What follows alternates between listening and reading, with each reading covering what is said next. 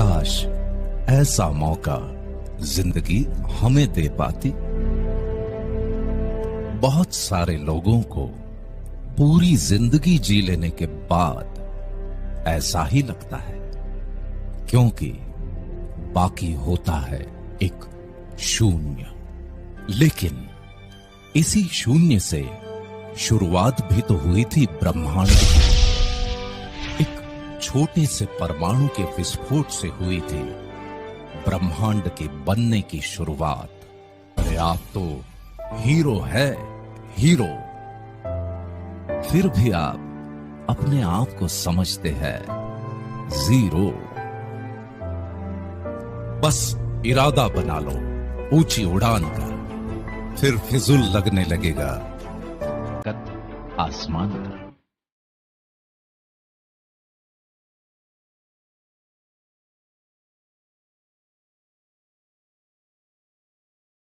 ऐसी ही अलग सोच से अपनी बेहतरीन क्षमताओं के साथ दुनिया का भला करने का निश्चय लेकर आ गए एक महान क्रांतिकारी, माननीय श्री समीर अग्रवाल। जा रहा है टाइगर ऑन मिशन दोबारा। अपने बारे में सोचना ये प्रकृति है, समाज के उन्नति के बारे में सोचना संस्कृति। तभी तो भारत के घर घर में खुशियों का पैगाम भेजने के लिए समीर जी ने स्थापित की सागा। आज हमें करीब करीब 7 साल हो चुके हैं मैच्योरिटी मार्केट में देते देते देते देते देते देते देते। एक एक नागरिक को आर्थिक आजादी दिलाकर भारत को आर्थिक महासत्ता का सरताज बनाने का मंत्र देने वाले सागा के आर्थिक सलाहकार श्री R.K. शेट्टी। इज्जत की नजरों से देखे इन्हें सारी दुनिया, अपनी मेहनत से कर देंगे इतना प्रबल रुपया। सागा के फाइनेंस डिपार्टमेंट के कर्ता धर्ता श्री R.K. शेट्टी, जिनका मार्गदर्शन सागा के सुरक्षित आर्थिक विस्तार का मूलाधार है। 42 कंट्री का प्रेसिडेंट रह चुका हूं। इंडिया, श्रीलंका, नेपाल, पाकिस्तान, पूरा मिडिल ईस्ट, पूरा यूरोप। कई कंपनी मुझे अप्रोच किया, कई कंपनी मेरे से बात किया, हम चाहते हैं आप हमारा कंपनी के साथ भी एडवाइजर बन जाओ। और मैं अपना नाम और किसी को नहीं। कोई काम करने के लिए सिचुएशन कभी भी परफेक्ट नहीं होता। सिचुएशन को परफेक्ट बनाना यह हमारा हाथ में होता है, और हमारा सागा प्रभु इस चीज को कर चुके हैं। Door, Golmaal, Om Shanti Om, joker, poster boys जैसे कई फिल्मों द्वारा बॉलीवुड में अपनी पहचान बनाने वाले सुपरस्टार श्रेयस तलपदे। सपने अगर पूरे करने हैं तो आपको 2 चीजें चाहिए। एक तो आपके पेट में भूख चाहिए, आपके जिगर में आग चाहिए, और आपको ये समीर भाई जैसा एक मेंटर चाहिए। तो आपके सपने पूरे करना ये भाई साहब अपनी जिम्मेदारी बना लेते। सागा का बिजनेस सारे भारत देश में फैल चुका है। भारत को आर्थिक महासत्ता का सरताज बनाने का समीर जी का सपना बेशक मुश्किल तो है, लेकिन अपने नेतृत्व गुण से उन्होंने जो इंफ्रास्ट्रक्चर तैयार किया है, उससे असंभव का परिवर्तन संभव में हो रहा है। उड़ने का वक्त आ गया है तो कहां उड़ा जाए, चलो लेट्स गो इंटरनेशनल। अब तो सागा ने ली है विदेश काबिज करने के लिए उड़ान। सिर्फ 10 सालों में इंटरनेशनल लेवल पर सागा अपना अस्तित्व साबित कर रही है। व्हाट नेक्स्ट, ये सोच हर कदम हर समय करने वाले समीर जी अपने ही सारे रिकॉर्ड्स ब्रेक करते हुए पहुंच गए सरीना पोस्ट प्रोडक्शन कंपनी तक। एडवर्टाइजमेंट का महत्व तो सब जानते हैं। इससे मिलती है प्रोडक्ट की जानकारी, बढ़ता है इंटरेस्ट, निर्माण होती है इच्छा खरीदारी की। बढ़ती हुई कंपटीशन में प्रोडक्ट का अस्तित्व बरकरार रखने के लिए जरूरी होती है एडवर्टाइजमेंट। इस मायावी इंडस्ट्री में सबसे बेहतरीन काम करने वाली Sarina post production company Sameer ji ने उस पर सागा इंटरनेशनल का झंडा लहराया है। अब सागा से जुड़े सारे लोग मालिक बन गए हैं सरीना के। समीर जी के मार्गदर्शन पर सरीना के साथ आपका भी भविष्य उज्जवल है। प्यार करने वालों को उतना ही मिलता है जितना कोशिश करने वाले छोड़ देते हैं। शिखर तक पहुंचने के लिए ताकत जरूरी होती है, चाहे वो माउंट एवरेस्ट का हो या कैरियर का। समीर जी में वो ताकत है, तभी तो पैरामाउंट नेचुरल रिसोर्सेज कंपनी का उन्होंने निर्माण किया है। जागतिक स्तर पर हर देश का मूल्यांकन उसके नेचुरल रिसोर्सेज और गोल्ड रिजर्व से होता है। ये इतनी बड़ी ताकत है कि देश की करेंसी की वैल्यू भी इस पर निर्भर होती है। समीर जी ये जानते हैं कि जब तक भारत दुनिया को व्यापार में चुनौती नहीं देगा, तब तक हमारी कोई इज्जत नहीं करेगा। आज समीर जी की पैरामाउंट नेचुरल रिसोर्सेज ने कई विदेशी सरकारों के साथ भागीदारी की है और gold, iron, crude oil, minerals के खदानों में अपना सिक्का जमा लिया है। समीर जी की पैरामाउंट नेचुरल रिसोर्सेज ने खरीद ली है मेक्सिको की 2 गोल्ड माइन। समीर जी ने मेक्सिको स्थित आयरन ओर में पैरामाउंट की 70% पार्टनरशिप ली है। दुनिया में क्रूड ऑयल एक ऐसी कमोडिटी है जिससे कई देशों की अर्थव्यवस्था चलती है। इसके सस्ता और महंगा होने का सीधा असर आम आदमी के जीवन पर पड़ता है। इससे केरोसिन, पेट्रोल, डीजल और अन्य पेट्रोलियम गैस प्राप्त होते हैं। समीर जी की सोच की रफ्तार इतनी तेज है कि आने वाले बेहतरीन कल का इंतजाम वो पहले से ही करके रखते हैं। तभी तो कनाडा की लीवेंट एक्सप्लोरेशन एंड प्रोडक्शन इनकॉर्पोरेशन में 60% पार्टनरशिप आपके पैरामाउंट नेचुरल रिसोर्सेज की है। Avalon exploration and production, Texas, US. इस रिफाइनरी के मालिक आप हैं। यूरोप के क्रोएशिया ऑनशोर एक्सप्लोरेशन के मालिक भी आप ही है। इतना ही नहीं, केनिया का फ्लावर्स पार्क, ये मिनरल प्लांट भी अब आपका है। तो फॉर्च्यूनर के बाद आपको पता है 25 करोड़ रुपए चैंपियन क्लब, उसमें आपको मिलेगी मर्सिडीज बेंज की एक्सयूवी गाड़ी। नेक्स्ट लेवल 100 करोड़ पे एक शानदार बंगला, एक ऐसी कोठी कि हर आने जाने वाले की नजर आपकी कोठी पे जरूर पड़ेगी। अब देश में तो बंगला बना लिया 250 करोड़ पे, देश के बाहर बीच के सामने आपका अपना सेकंड होम।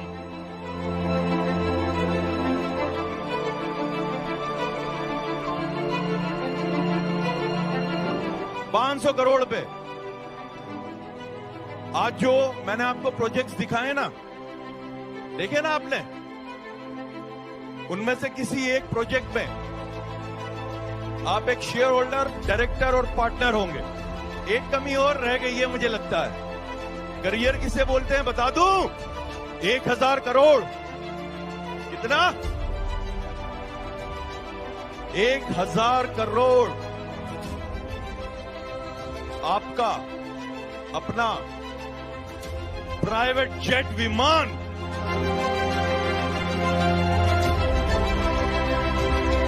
सब कुछ तैयार है, आप तैयार हो जाओ।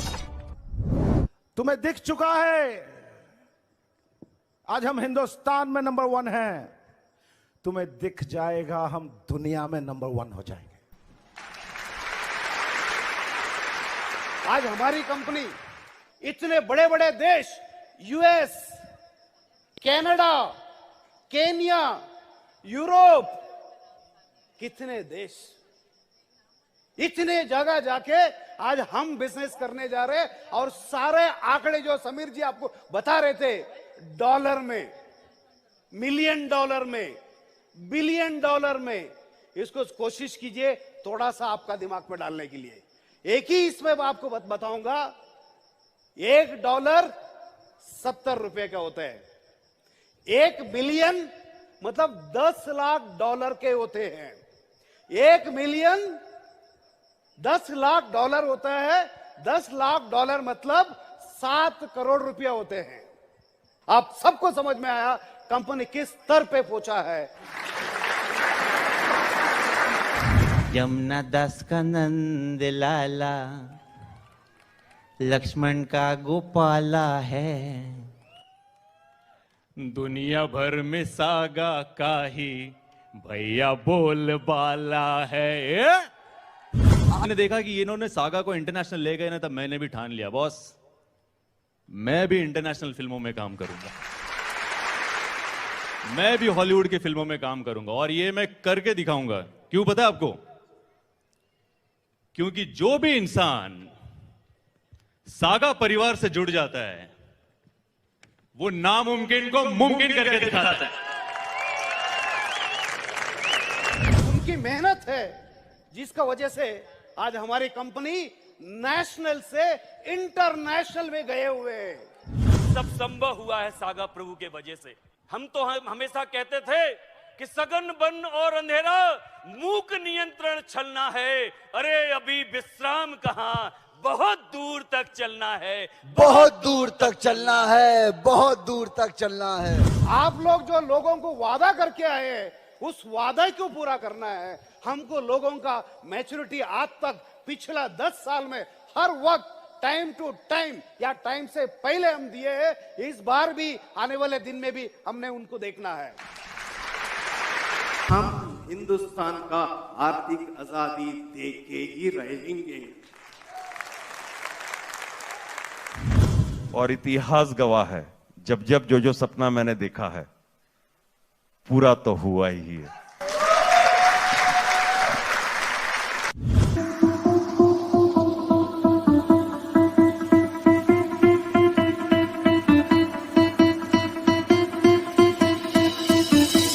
आजा आजा जिंदे शामी आने के तले, आजा दीवारे नीले आसमाने के तले।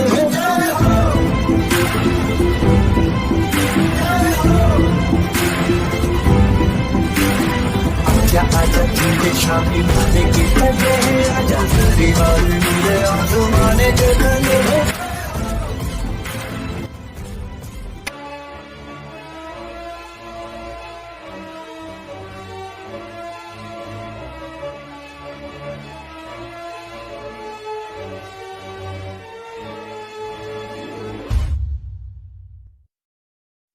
The Loni Urban Multi-State Credit and Thrift Cooperative Society, यानी लक। लक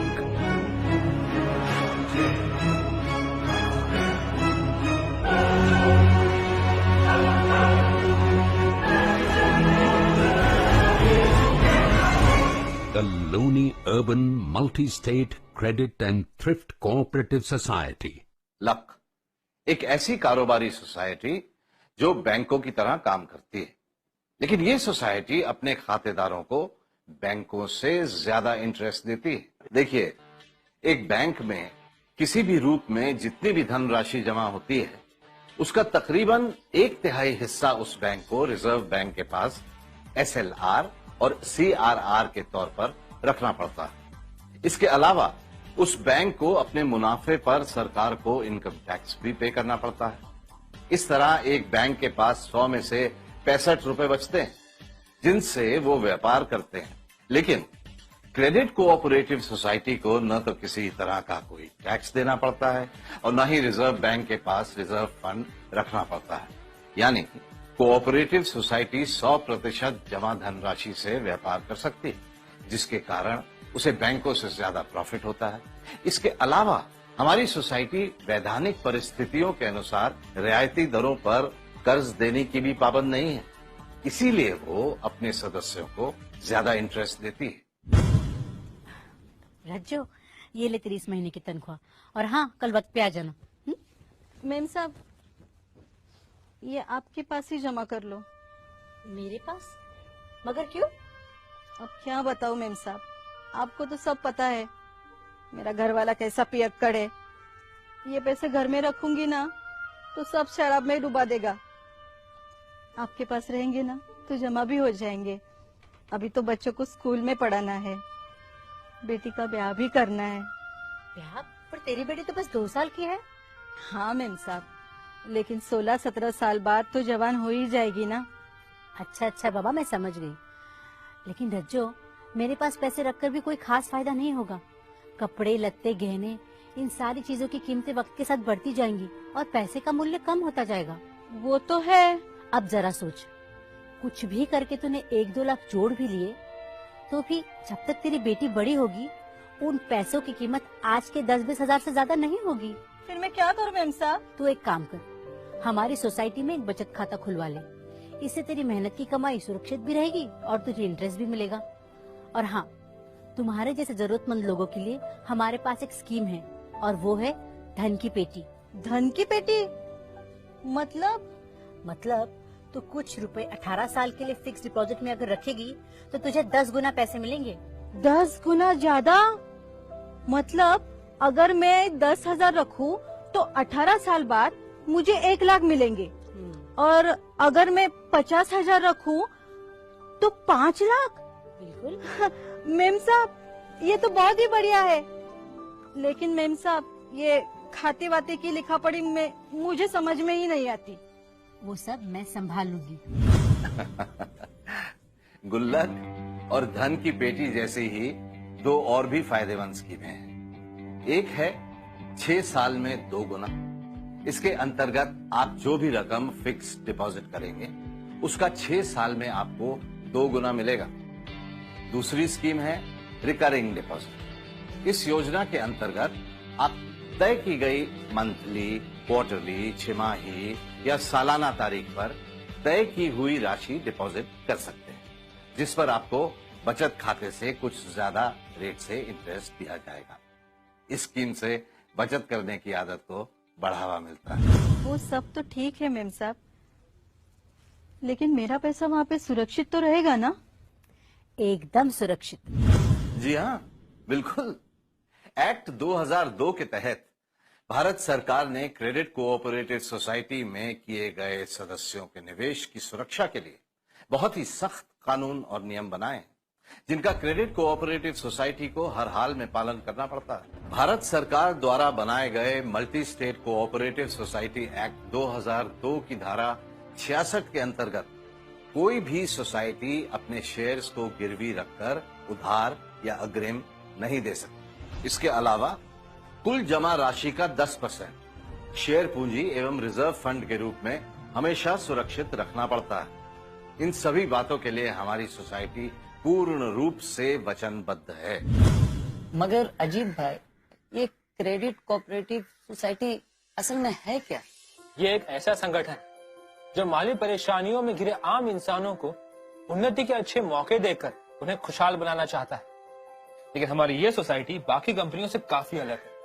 जैसे रिलायंस, टाटा स्टील, इन सब कंपनियों में मालिकाना अधिकार सिर्फ कुछ दौलतमंदों के हाथों में होते। वहां आप नौकरी कर सकते हैं लेकिन मालिक कभी नहीं बन सकते, जबकि इस सोसाइटी में आप उपभोक्ता तो होते ही हैं और साथ ही साथ इसमें होने वाले मुनाफे के बराबर हिस्सेदार भी होते हैं। जी हाँ, क्रेडिट कोऑपरेटिव सोसाइटी का ढांचा ही कुछ इस तरह का है कि इस पर कोई भी पूंजीपति कब्जा नहीं कर सकता और न ही कोई इसे विरासत के रूप में किसी के नाम कर सकता है। ये संगठन पूरी तरह डेमोक्रेटिक सिस्टम से चलता है। यहाँ हर 5 साल के बाद इलेक्शन होता है, जिसके जरिए अलग अलग ओहदों के लिए ओहदेदारों का चुनाव किया जाता है। इस संगठन के कारोबार में सोसाइटी के सदस्य बराबर के मालिक होते हैं। सभी सदस्यों को उनकी जमा राशि के हिसाब से मुनाफा डिविडेंड के रूप में दिया जाता है। यहाँ एक और बात बहुत ही खास आपको बता दूं, खुद बैंकों के कर्मचारी भी आपस में मिलजुल कर एक क्रेडिट कोऑपरेटिव सोसाइटी चलाते हैं और उसे अपने भविष्य के लिए बचत का एक बहुत ही सुरक्षित माध्यम मानते हैं। क्या यह कोई सरकारी संगठन है? सहकारी नियमों के अंतर्गत हमारी सोसाइटी को सरकारी अनुमति भी हासिल है, लेकिन यहाँ पर यह जान लेना भी जरूरी है कि जिस किसी सोसाइटी का कार्य क्षेत्र एक राज्य तक सीमित होता है, उस सोसाइटी पर उस राज्य के अधिनियम लागू होते हैं, और जिस सोसाइटी का कार्य क्षेत्र एक से अधिक राज्यों में फैला हुआ है, उस पर multi state cooperative society act 2002 लागू होता है। और जिस राज्य में कोऑपरेटिव सोसाइटी एक्ट नहीं होता, वहां सेंट्रल गवर्नमेंट का सेंट्रल कोऑपरेटिव सोसाइटी एक्ट 1912 लागू होता है। अरे वाह, तब तो ये सोसाइटी एकदम लीगल है। जी हाँ, लख बाकायदा भारत सरकार के कृषि मंत्रालय द्वारा पंजीकृत हुई है। पंजीकरण के समय रजिस्ट्रार द्वारा बताए गए उप नियमों तथा समय समय पर रजिस्ट्रार द्वारा किए गए संशोधन के तहत ही ऐसी सोसाइटी को काम करना पड़ता है। इसके अलावा सरकारी अफसरान भी नियमित रूप से क्रेडिट कोऑपरेटिव सोसाइटी की निगरानी करते हैं, लेकिन नियंत्रण पूरी तरह सोसाइटी और उसके सहकारियों के हाथों में ही रहता है। अरे वाह, ये तो बहुत ही अच्छा सिलसिला है। बात तो समझ में आ रही है, पर एक सवाल है, क्या दूसरे बैंकों की तरह इस सोसाइटी ने भी आरबीआई का लाइसेंस लिया है? नहीं, लेकिन आपने सवाल पूछा है तो इसका जवाब पूरे ध्यान से सुनिए और समझिए। आरबीआई, आईआरडीए या सेबी का क्रेडिट कोऑपरेटिव सोसाइटी से कोई रिलेशन नहीं। आरबीआई बैंकों को गवर्न करता है, आईआरडीए इंश्योरेंस कंपनियों को गवर्न करता है और सेबी गवर्न करता है कारोबारी कंपनियों को। लेकिन हमारा संबंध सीधे भारत सरकार के कृषि मंत्रालय से होता है। पॉन्जी स्कीमों की आड़ में जालसाजी करने वाले अब तक करोड़ों लोगों के साथ फ्रॉड कर चुके हैं। पैसा हड़प करना इन जालसाजों का पहला और आखिरी मकसद होता है।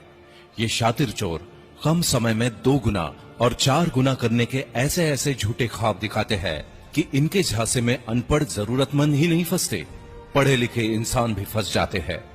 ऐसे ही फर्जीवाड़ों पर अंकुश लगाने तथा इनके बारे में प्रत्येक नागरिक को सचेत करने के लिए भारत सरकार ने RBI, IRDA, SEBI, NHB, PFRDA, ROCS, CRCS, राज्यों के home department, finance department, law department तथा पुलिस डिपार्टमेंट को संगठित करके बनाई है एक कमेटी, एसएलसीसी यानी स्टेट लेवल कोऑर्डिनेशन कमेटी, जिसने हाल ही में गूगल पर लॉन्च की है वेबसाइट सचेत।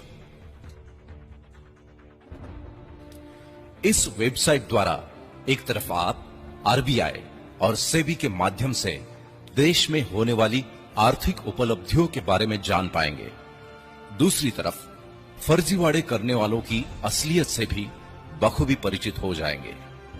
इस तरह की धोखाधड़ी की शिकायत दर्ज कराने के साथ साथ धोखेबाजों के खिलाफ समय रहते एक्शन भी ले सकेंगे। ये वेबसाइट हिंदी और अंग्रेजी भाषाओं में उपलब्ध है।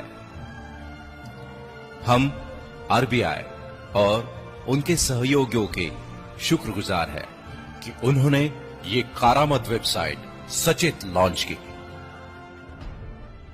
अपना पैसा कहां इन्वेस्ट करें, किस कोऑपरेटिव सोसाइटी में आपका निवेश सुरक्षित रहेगा, इस तरह की भी तमाम जानकारियां आपको मिलेगी वेबसाइट सचेत पर।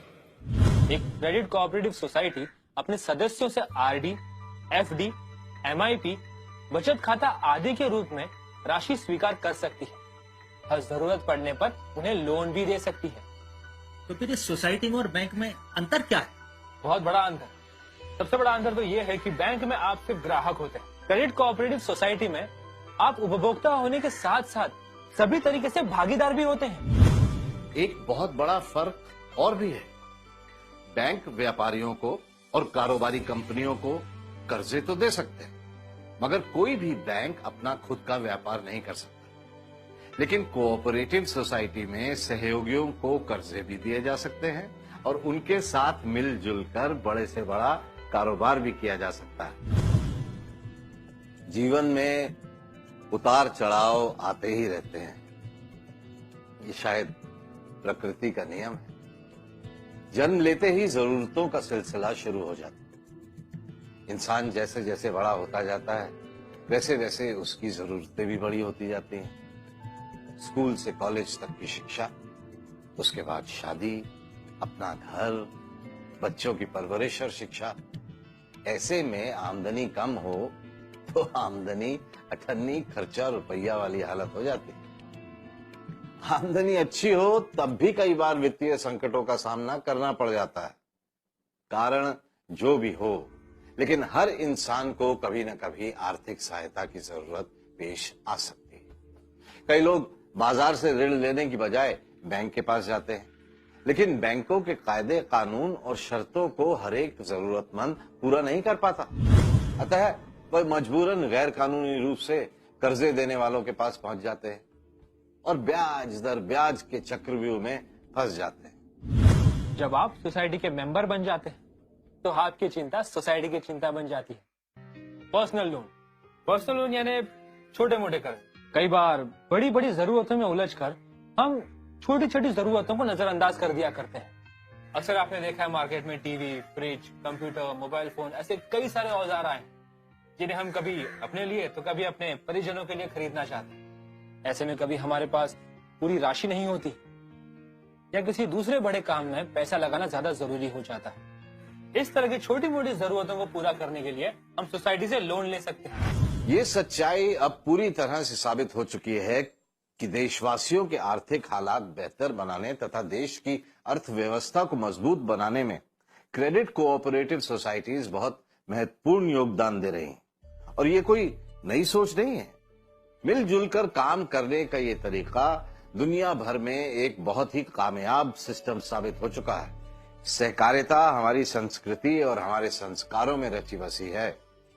मानव समाज में कोऑपरेशन का ये सिलसिला हजारों सालों से प्रचलित है। एक परिवार की तरह रहने और आपस में मिलजुल कर काम करने से कम समय में ज्यादा से ज्यादा तरक्की हो सकती है। सहकारिता हमारी आदत भी है और जरूरत भी। एक अकेली लकड़ी आसानी से टूट जाती है, लेकिन कई लकड़ियां एक साथ जुड़ जाएं तो उन्हें तोड़ पाना बहुत ही मुश्किल होता है। सहयोग की इसी ताकत के बल पर दुनिया के कई देशों की अर्थव्यवस्था काफी मजबूत हो चुकी है।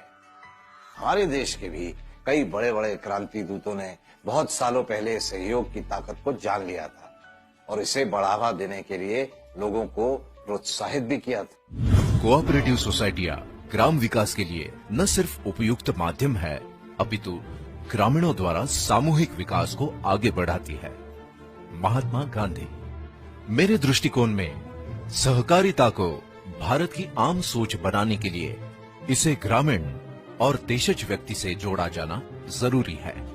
पंडित जवाहरलाल नेहरू। मेरे दृष्टि में भारत की उन्नति के लिए कोई भी माध्यम सहकारिता से अधिक प्रभावी नहीं है।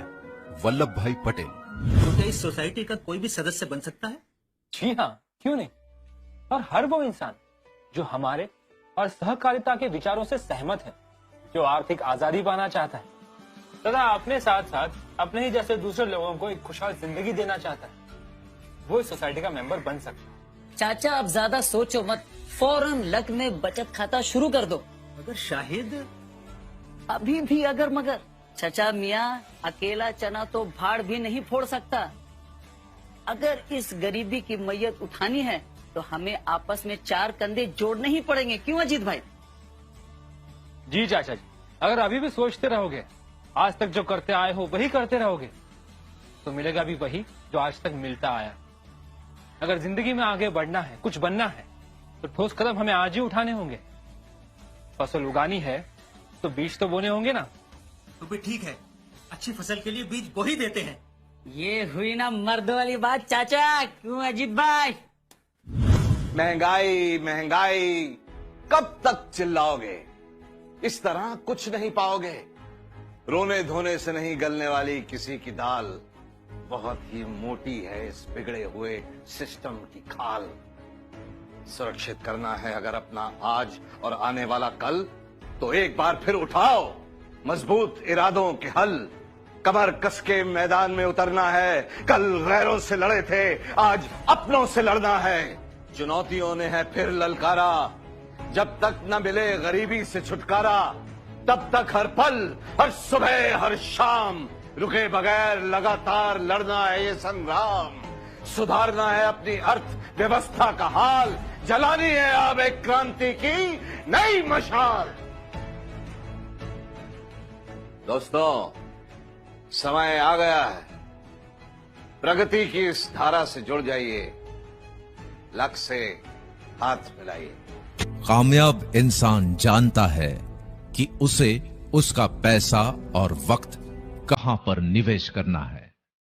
आपको आपका वक्त ऐसी चीजों में इन्वेस्ट करना चाहिए जो आगे जाकर आपको बहुत अच्छे रिटर्न्स दे। अगर आज आपने आपके वक्त की कदर नहीं की तो कल आपका वक्त आपकी कदर नहीं करेगा। और दुनिया में बुरे वक्त में भी हार नहीं माननी चाहिए, क्योंकि वक्त की एक खासियत है, कितना भी मुश्किल क्यों ना हो, ये बदलता जरूर है। इस दुनिया में कोई इतना अमीर नहीं जो अपना बीता हुआ वक्त खरीद सके, और कोई इतना गरीब नहीं जो आने वाले वक्त को ना बदल सके। वक्त बहुत बड़ी चीज है, ये आपको हीरो भी बना सकती है और जीरो भी।